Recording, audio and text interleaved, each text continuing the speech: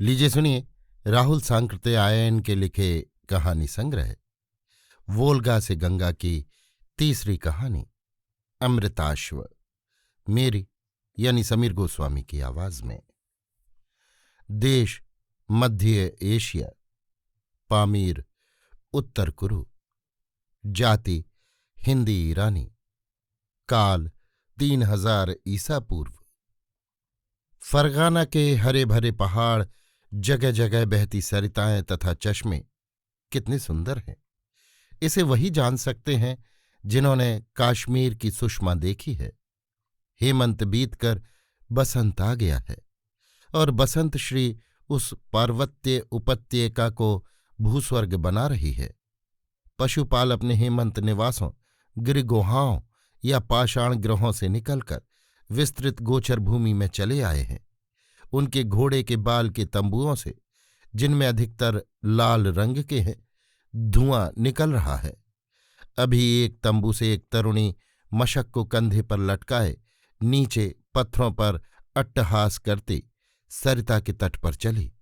अभी वो तंबुओं से बहुत दूर नहीं गई कि एक पुरुष सामने आकर खड़ा हुआ। तरुणी की भांति उसके शरीर पर भी एक पतले सफेद ऊनी कंबल के 2 छोर दाहिने कंधे पर इस तरह बंधे हुए हैं कि दाहिना हाथ, मूढ़ा और वक्षार्ध तथा घुटनों के नीचे का भाग छोड़ सारा शरीर ढका हुआ है। पुरुष के पिंगल केश श्मश्रु सुंदर रूप से संवारे हुए हैं। सुंदरी पुरुष को देख ठहर गई। उसने मुस्कुराते हुए कहा, सोमा, आज देर से पानी के लिए जा रही है? हाँ ऋज्राश्व, किंतु तू किधर भूल पड़ा? भूला नहीं सकी, मैं तेरे ही पास चला आया। मेरे पास? बहुत दिनों बाद? आज सोमा की याद आ गई। बहुत अच्छा, मुझे पानी भरकर घर में पहुंचाना है। अमृताश्व खाने बैठा है। बात करते हुए दोनों नदी तक जा घर लौटे। ऋज्राश्व ने कहा, अमृताश्व बड़ा हो गया? हाँ, तूने तो कई वर्ष से नहीं देखा। 4 वर्ष से। इस वक्त वो 12 वर्ष का है। सच कहती हूं ऋज्राश्व, रूप में वो तेरे समान है। कौन जाने, उस वक्त मैं भी तो तेरा कृपा पात्र था। अमृताश्व इतने दिनों कहाँ रहा? नाना के यहां, वाल्हीको में। सुंदरी ने जलपूर्ण मशक तंबू में रखी और अपने पति कृच्छ्राश्व को ऋज्राश्व के आने की खबर दी। दोनों और उनके पीछे अमृताश्व भी तंबू से बाहर निकले। ऋज्राश्व ने सम्मान प्रदर्शित करते हुए कहा, कह मित्र कृच्छ्राश्व, तू कैसे रहा? अग्निदेव की कृपा है ऋज्राश्व, आजा। फिर अभी सोम यानी भांग को घोंटकर मधु और अश्विनी क्षीर के साथ तैयार किया है। मधु सोम? किंतु इतने सवेरे कैसे? मैं घोड़ों के रेवड़ में जा रहा हूं। बाहर देखा नहीं, घोड़ा तैयार है। तो आज शाम को लौटना नहीं चाहता? शायद इसीलिए तैयार है ये सोम की मशक और मधुर अश्वमास। अश्वमास? हाँ, हमारे पशुओं पर अग्निदेव की कृपा है। मैं तो अश्वों को ही अधिक पालता हूं। हाँ कृच्छ्रवाश, तेरा नाम उल्टा है। माँ बाप के समय हमारे घर में अश्वों की कृच्छ्रता थी, इसीलिए ये नाम रख दिया। लेकिन अब तो ऋद्धाश्व होना चाहिए। अच्छा चलो भीतर। किंतु मित्र, इसी देवद्रुम की छाया में हरी घास पर क्यों ना? ठीक सोमा, तो लाओ सोम और मास से यहीं मित्र को तृप्त करे। किंतु कृच्छ, तू अश्वों में जा रहा था? चला जाऊंगा, आज नहीं कल। बैठ ऋज्राश्व। सोमा सोम की मशक और चषक यानी प्याले लिए आई। दोनों मित्रों के बीच अमृताश्व भी बैठ गया। सोमा ने सोम यानी भांग के रस और चषक को धरती पर रखते हुए कहा, बिस्तर ला दूं, जरा ठहरो। नहीं सोमे, ये कोमल हरी घास बिस्तर से अच्छी है, ऋज्राश्व ने कहा। अच्छा ये बतला ऋज्र, लवण के साथ उबाला मांस खाएगा या आग में भूना? बछेड़ा 8 महीने का था, मांस बहुत कोमल है। मुझे तो सोमे भूना बछेड़ा पसंद आता है। मैं तो कभी कभी संपूर्ण बछेड़े को आग पर भूनता हूं। देर लगती है, किंतु मांस बहुत मधुर होता है। और तुझे भी मेरे चषक को अपने ओठों से मीठा करना होगा। हाँ हाँ सोमे, रिज्र बहुत समय बाद आया है, कृच्छ्राश्व ने कहा। मैं जल्दी आती हूं, आग बहुत है, मांस भूनते देर न लगेगी। कृच्छ्राश्व को चषक पर चषक उंडेलते देख ऋज्राश्व ने कहा, क्या जल्दी है? सोम मधुरतम है, सोमा का हाथ और सोम। सोम अमृत है, ये सोमपाई को अमृत बनाता है। पी सोम और अमृत बन जा। तो अमृत क्या बनेगा? जिस तरह चषक पर चषक उंडेले जा रहा है, उससे तो आचिर में मृतसा बन जाएगा। किंतु तू जानता है ऋज्र, मैं सोम से कितना प्रेम रखता हूं। इसी वक्त भुने मांस के 3 टुकड़ों को चमड़े पर लिए सोमा आकर बोली, किंतु कृच्छ्र, तू सोमा से प्रेम नहीं रखता? सोमा से भी और सोम से भी, कृच्छ्र ने परिवर्तित स्वर में कहा। उसकी आंखें लाल हो रही थीं। और सोमा, आज तुझे क्या परवाह? हाँ, आज तो मैं अतिथि ऋज्र की हूं। अतिथि या पुराने मित्र की? हंसने की कोशिश करते हुए कृच्छ्र ने कहा। ऋज्राश्व ने हाथ पकड़कर सोमा को अपनी बगल में बैठा लिया और सोम पूर्ण चषक को उसके मुंह में लगा दिया। सोमा ने 2 घूंट पीकर कहा, अब तू पी ऋज्र, बहुत समय बाद ये दिन आया है। और ऋज्राश्व ने सारे चषक को एक सांस में साफ कर नीचे रखते हुए कहा, तेरे ओठों के लगते ही सोमे, ये सोम कितना मीठा हो जाता है। कृच्छ्राश्व पर सोम का असर होने लगा था। उसने झटपट अपने चषक को भरकर सोमा की ओर बढ़ाते हुए लड़खड़ाती जबान से कहा, तो सोमे, इससे भी मधुर बना दे। सोमा ने उसे ओठों से छू लौटा दिया। अमृताश्व को बड़ों के प्रेमालाप में कम रस आता था, इसलिए वो समवयस्क बालक बालिकाओं के साथ खेलने के लिए निकल भागा। कृच्छ्राश्व ने झपी जाती पपनी और गिरे जाते शिर के साथ कहा, सोमे, गान गाओ। हाँ, तेरे जैसे गायक क्या कुरु में कहीं हैं? ठीक, मेरे जैसा गायक नहीं। तो सुन। वे सुन। रहने दे कृच्छ, देख तेरे संगीत से सारे पशु पक्षी जंगल छोड़ भाग रहे हैं। इस समय सोमपी अमृत बनने का नहीं था। आमतौर से उसका समय सूर्यास्त के बाद होता है, किंतु कृच्छ्राश्व को तो कोई बहाना मिलना चाहिए। उसके होश हवास छोड़ चित्त पड़ जाने पर सोमा और ऋज्राश्व ने भी प्याले रख दिए और दोनों नदी के किनारे एक चट्टान पर जा बैठे। पहाड़ के बीच यहाँ धार कुछ समतल भूमि में बह रही थी, किंतु उसमें बड़े छोटे पत्थरों के ढोंके भरे हुए थे, जिन पर जल टकराकर शब्द कर रहा था। पत्थरों के आड़ में जहां तहां मछलियां अपने पंखों को हिलाती चलती फिरती दिखलाई पड़ती थीं। तट के पास की सूखी भूमि पर विशाल साल, देवदार आदि के वृक्ष थे। पक्षियों के सुहावने गीतों के साथ फूलों से सुगंधित मद पवन में श्वास तथा स्पर्श लेना बड़े आनंद की चीज थी। बहुत वर्षों के बाद दोनों इस स्वर्गीय भूभाग में अपने पुराने प्रेम की आवृत्ति कर रहे थे। इस वक्त फिर उन्हें वो दिन याद आ रहे थे जबकि सोमा षोड़शी पिंगला यानी पिंगल केशी थी। जब बसंतोत्सव के समय ऋज्राश्व भी बाहलिकों में अपने मामा के घर गया था। सोमा उसके मामा की लड़की थी। ऋज्राश्व भी उसके प्रेमियों में था। उस वक्त सोमा के चाहने वालों में होड़ लगी थी, किंतु जयमाला कृच्छ्राश्व को मिली। दूसरों के साथ ऋज्राश्व को भी पराजय स्वीकार करनी पड़ी। अब सोमा कृच्छ्राश्व की पत्नी है, किंतु उस जिंदा दिल युग में स्त्री ने अभी अपने को पुरुष की जंगम संपत्ति नहीं स्वीकार किया था, इसलिए उसे अस्थायी प्रेमी बनाने का अधिकार था। अतिथियों और मित्रों के पास स्वागत के रूप में अपनी स्त्री को भेजना उस वक्त का सर्वमान्य सदाचार था। आज वस्तुतः सोमा ऋज्राश्व की रही। शाम को ग्राम के नरनारी महापितर यानी कबीले के मुखिया या शासक के विस्तृत आंगन में जमा हुए। सोम, मधुसुरा और स्वादिष्ट गोअश्व मांस लाया जा रहा था।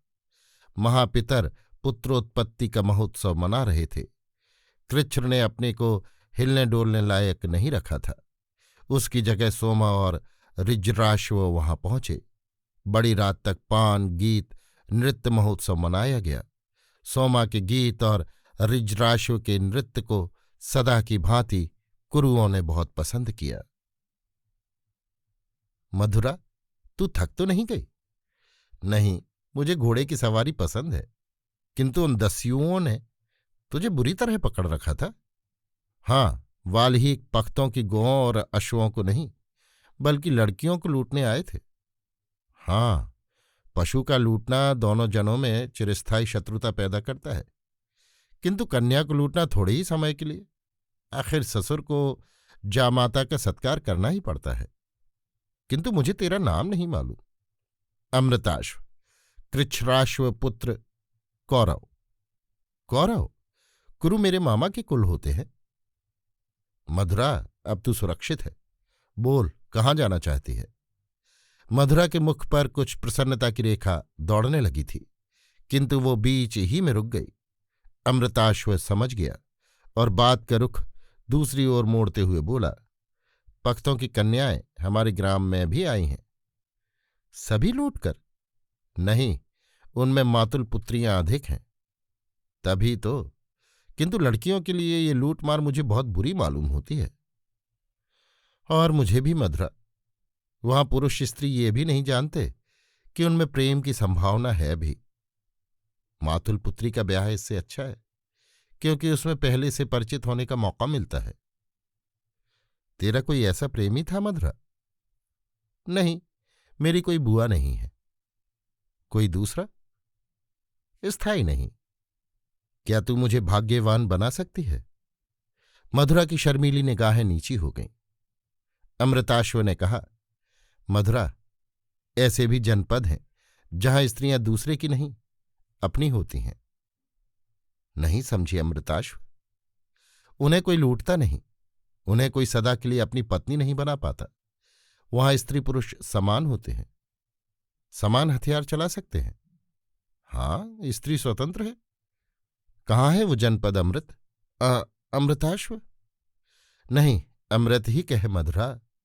वो जनपद यहां से पश्चिम में बहुत दूर है। तू वहां गया है अमृत? हाँ, वहां की स्त्री आजीवन स्वतंत्र रहती है, जैसे जंगल में स्वतंत्र विचरता मृग, जैसे वृक्षों पर स्वतंत्र उड़ती चिड़ियां। वो बड़ा अच्छा जनपद होगा। वहां स्त्री को कोई नहीं लूटता ना। स्वतंत्र बाघिन को कौन जीते जी लूट सकता है? और पुरुष अमृत? पुरुष भी स्वतंत्र है। बाल बच्चे? मधुरा, वहां का घरबार दूसरी ही तरह का है, और सारे ग्राम का एक परिवार होता है। उसमें बाप का कर्तव्य? बाप नहीं कह सकते मधुरा। वहां स्त्री किसी की पत्नी नहीं, उसका प्रेम स्वच्छंद है। तो वहां कोई बाप को नहीं जानता? सारे घर के पुरुष बाप हैं। ये कैसा रिवाज है? इसीलिए वहां स्त्री स्वतंत्र है। वो योद्धा है, शिकारी है। और गाय घोड़ों का पालन पोषण? वहां गाय घोड़े जंगलों में पलते हैं, वैसे ही जैसे यहां हरिण और भेड़ बकरियां। वहां लोग पशुपालन नहीं जानते, शिकार, मछली और जंगल के फल पर गुजारा करते हैं। सिर्फ शिकार? फिर उन लोगों को दूध नहीं मिलता होगा? मानवी का दूध, और वो भी बचपन ही में। घोड़े पर चढ़ना भी नहीं? नहीं, और चमड़े के सिवा दूसरा परिधान भी नहीं जानते। उन्हें बड़ा दुख होता होगा। किंतु वहां की स्त्रियां स्वतंत्र, पुरुषों की तरह स्वतंत्र हैं। वो फल जमा करती हैं, शिकार करती हैं, युद्ध में शत्रुओं पर पाषाण, परशु और बाण चलाती हैं। मुझे भी ये पसंद है। मैंने शस्त्र चलाना सीखा है, किंतु युद्ध में पुरुषों की भांति जाने का सुभीता कहाँ। पुरुष ने ये काम अपने ऊपर लिया है। घोड़ों, गायों, भेड़ बकरियों को वो पालता है। स्त्री को उसने पशु पत्नी नहीं, गृह पत्नी बनाया है, और लड़कियों को लूटने लायक बनाया है। वहां तो लड़कियां नहीं लूटी जाती होंगी अमृत। एक जन के लड़के लड़की सदा उसी जन में रहते हैं, ना बाहर देना, ना बाहर से लेना। कैसा रिवाज है? वो यहां नहीं चल सकता, इसलिए लड़कियां लूटी जाती रहेंगी। हाँ तो मधुरा क्या कहती है? किस बारे में? मेरे प्रेम के बारे में। मैं तेरे वश में हूं अमृत, किंतु मैं लूट कर नहीं ले जाना चाहता। क्या मुझे युद्ध करने देगा? जहां तक मेरा बस होगा। और शिकार करने? जहां तक मेरा बस होगा। बस? क्योंकि मुझे महापितर की आज्ञा तो माननी ही पड़ेगी। अपनी ओर से मधुरा, मैं तुझे स्वतंत्र समझूंगा, प्रेम करने न करने के लिए भी। प्रेम हमारा संबंध स्थापित कर रहा है। अच्छा, उसके लिए भी। तो अमृत, मैं तेरा प्रेम स्वीकार करती हूं। तो हम कुरुओं में चलें या पख्तों में? जहां तेरी मर्जी। अमृत ने घोड़े को लौटाया और वो मधुरा के बताए रास्ते से पख्तों के ग्राम में पहुंचा। ग्राम में किसी के तंबू घर में कोई मारा गया था, किसी में कोई घायल पड़ा था, किसी की लड़की लूटी गई थी। चारों ओर कोहराम मचा हुआ था। मधुरा की माँ रो रही थी और बाप ढांढस बंधा रहा था, जबकि घोड़ा उसके बालों के तंबू के बाहर खड़ा था। अमृताश्व के उतर जाने पर मधुरा कूद पड़ी और अमृताश्व को बाहर खड़े रहने के लिए कहकर भीतर चली गई। एकाएक सामने खड़ी हुई लड़की को देख पहले माँ बाप को विश्वास न हुआ। फिर माँ ने गोद में ले उसके मुख को आंसुओं से भिगोना शुरू किया। उसके शांत होने पर बाप ने पूछा और मधुरा ने बतलाया। वाहलीक पख्त लड़कियों को लूट कर ले जा रहे थे। मुझे लूट कर ले जाने वाला पिछड़ गया था। मौका पाकर मैं घोड़े से कूद गई। वो पकड़कर फिर चढ़ाना चाहता था। मैं उसका विरोध कर रही थी। उसी वक्त एक तरुण सवार आ गया। उसने बाहलीक को ललकारा और उसे घायल कर गिरा दिया। वही कुरु तरुण मुझे यहां पहुंचाने आया है। बाप ने कहा, तो तरुण ने तुझे नहीं ले जाना चाहा? बलात् नहीं, किंतु हमारे जनपद के नियम के अनुसार तू उसकी हुई, और मैं उससे प्रेम भी करती हूं तात। मधुरा के बाप ने बाहर आकर अमृताश्व का स्वागत किया और उसे तंबू के भीतर लेवा लाया। गांव वालों को ये अजीब सी बात मालूम हुई, किंतु सभी के सम्मान और सहानुभूति के साथ अमृताश्व ने मधुरा के साथ ससुराल छोड़ी। अब अमृताश्व अपने कुरुग्राम का महापितर था। उसके पास 50 घोड़े गाय तथा बहुत सी भेड़ बकरियां थीं। उसके 4 बेटे और मधुरा रेवड़ और घर का काम देखते थे। ग्राम के दरिद्र कुलों के कुछ आदमी भी उसके यहाँ काम करते थे, नौकर के तौर पर नहीं, घर के एक व्यक्ति के तौर पर। एक कुरु को दूसरे कुरु से समानता का बर्ताव करना पड़ता। अमृताश्व के चलते फिरते ग्राम में 50 से ऊपर परिवार थे। आपसी झगड़ों मामलों मुकदमों का फैसला महापितर को ही देखना पड़ता। फिर पानी, रास्ते और दूसरे सार्वजनिक कामों का संचालन भी महापितर करता। और युद्ध में जो सदा सिर पर बैठा ही रहता, सेना का मुखिया बनना तो महापितर का सबसे बड़ा कर्तव्य था। वस्तुतः युद्धों में सफलता ही आदमी को महापितर के पद पर पहुंचाती। अमृताश्व एक बहादुर योद्धा था। पख्तों, बाल्हीकों तथा दूसरे जनों के अनेक युद्धों में उसने अपनी बहादुरी दिखलाई थी। मधुरा को दिए वचनों का उसने पालन किया। मधुरा ने अमृताश्व के साथ रीछ, भेड़िए और बाघ के शिकार ही नहीं किए थे, बल्कि युद्धों में भी भाग लिया था। यद्यपि जनवालों में से किसी किसी ने इसे पसंद नहीं किया था। उनका कहना था कि स्त्री का काम घर के भीतर होना चाहिए। अमृताश्व जब पहले पहल महापितर चुना गया था, उस दिन कुरुपुर महोत्सव मना रहा था। तरुण तरुणियों ने आज के लिए अस्थायी प्रणय बांधे थे। ग्रीष्म के दिनों में नदी की उपत्यका और पहाड़ पर घोड़ों और गायों के रेवड़ स्वच्छंद चरा करते। गांव वाले भूल गए थे कि उनके शत्रु भी हैं। पशुधन के होते ही उनके शत्रुओं की संख्या बढ़ी थी। जब कुरुजन वोल्गा के तट पर था, उस वक्त उसके पास पशुधन नहीं था। उस वक्त उसे आहार जंगल से लेना पड़ता था। कभी शिकार, मधु या फल न मिलने से भूखा रहना पड़ता था। अब कुरुओं ने शिकार के कुछ पशुओं, गाय, घोड़े, भेड़, बकरी, खर को पालतू बना लिया। वो उन्हें मांस, दूध, चमड़ा ही नहीं, बल्कि ऊन के वस्त्र भी देते हैं।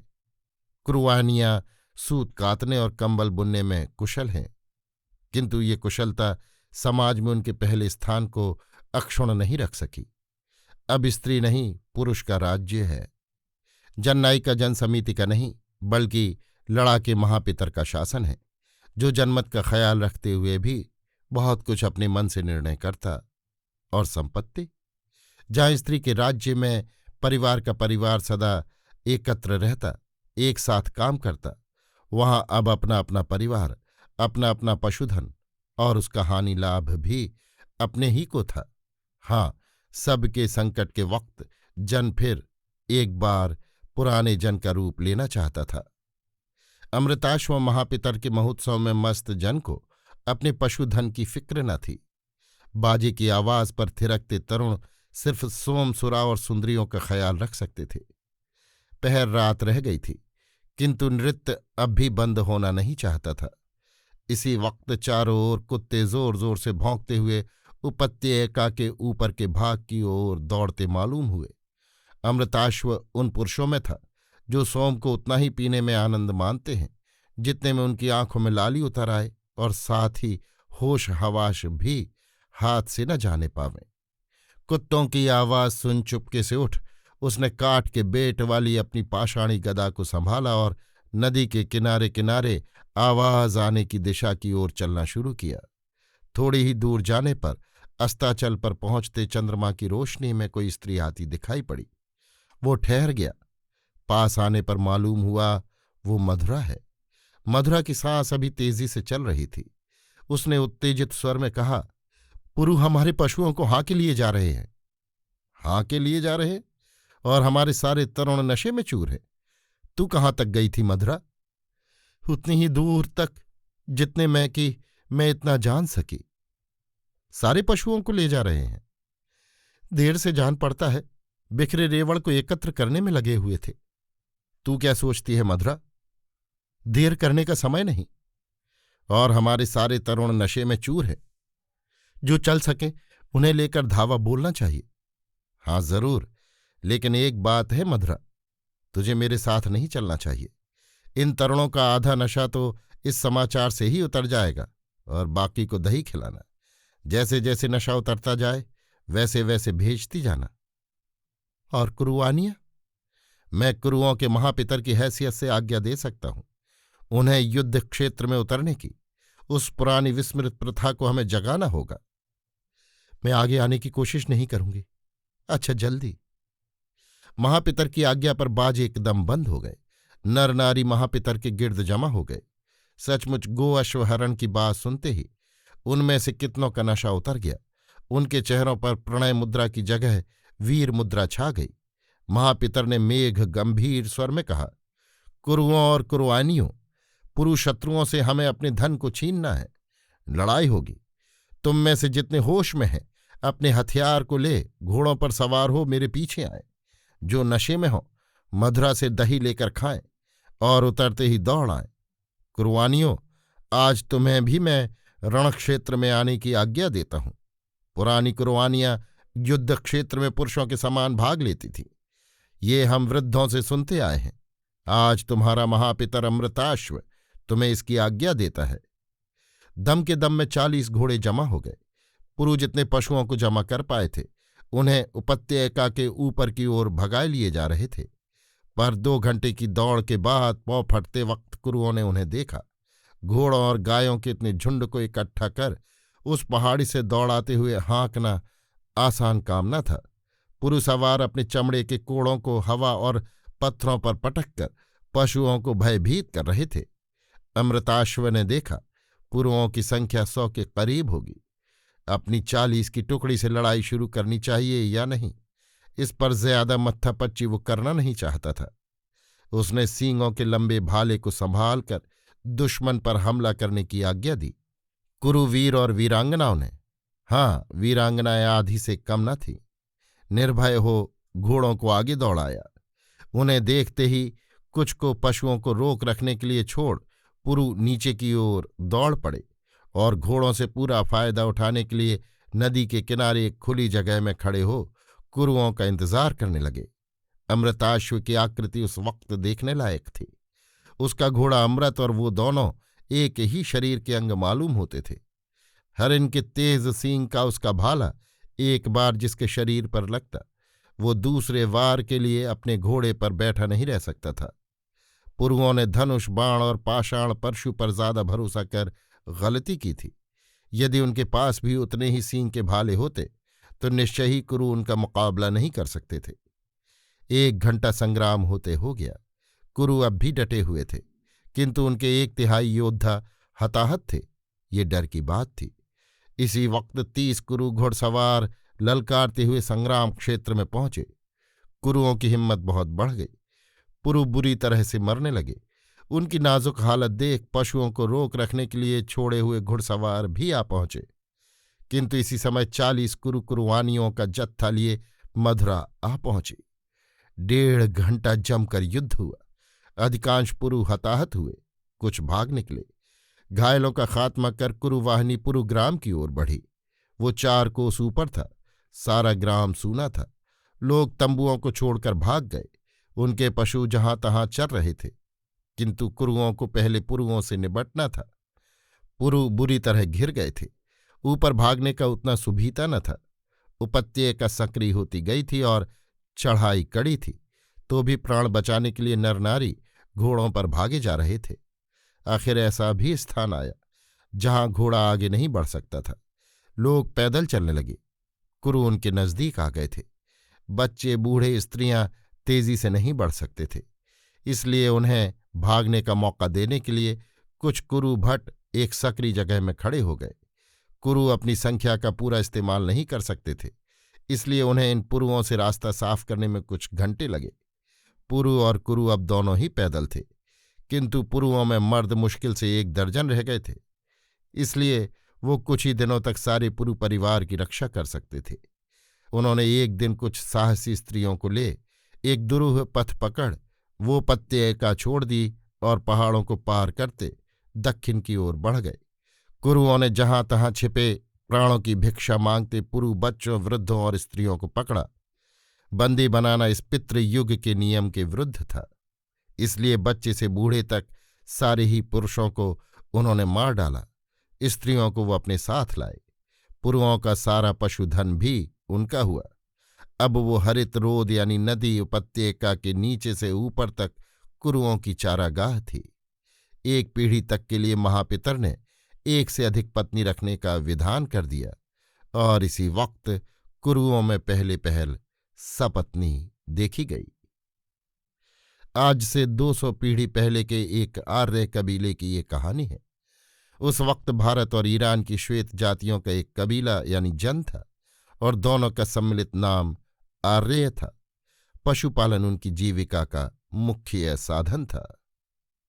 अभी आप सुन रहे थे राहुल सांकृत्यायन के लिखे कहानी संग्रह वोल्गा से गंगा की 3री कहानी अमृताश्व, मेरी यानी समीर गोस्वामी की आवाज में।